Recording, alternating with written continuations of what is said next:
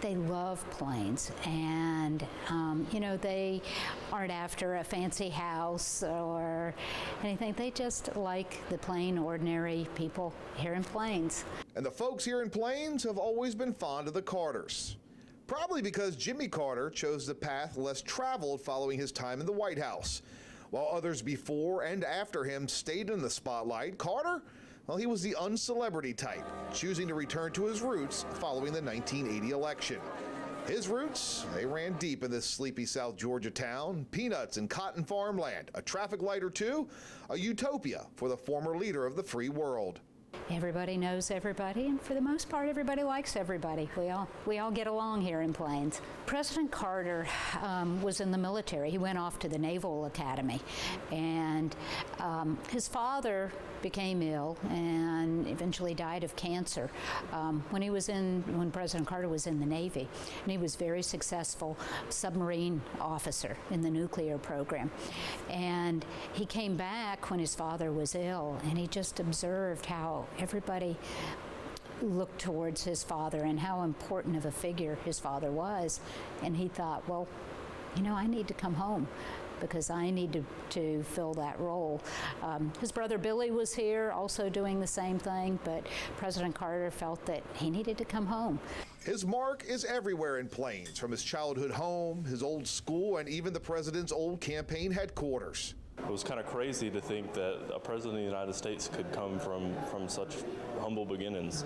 And it kind of shows you that anybody can do really anything here. So, the birthplace and lifelong home of the 39th president, simply 100% rural. The population pushing 800, but 365 days a year, people from around the world converge on Plains, all hoping to learn more about Carter's life. A life that serves as an inspiration for many, and a business venture for others like Philip Curlin, who owns the Plains Trading Post.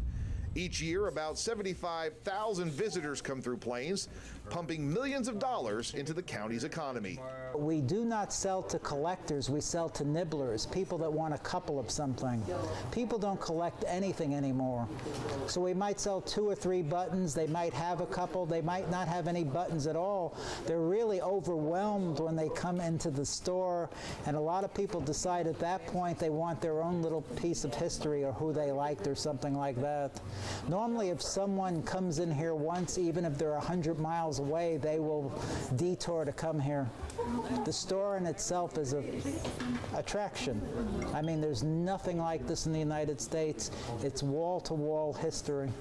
You blink while driving through Plains, you're liable to miss it. Only about a mile in diameter, the Jimmy Carter National Historic Site, pretty much the entire town.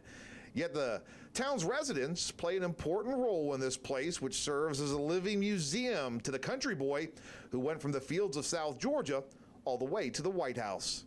I came to Plains back in the late 90s. There were some issues with the water. They were actually drinking gasoline in their drinking water. So I was working for the Environmental Protection Division for the state of Georgia. And I was sent down to handle the remediation. And I just fell in love with the people of Plains. My late husband was a friend of the Carters, so already was fortunate enough to know the Carters, but fell in love with the town and the people, and I stayed.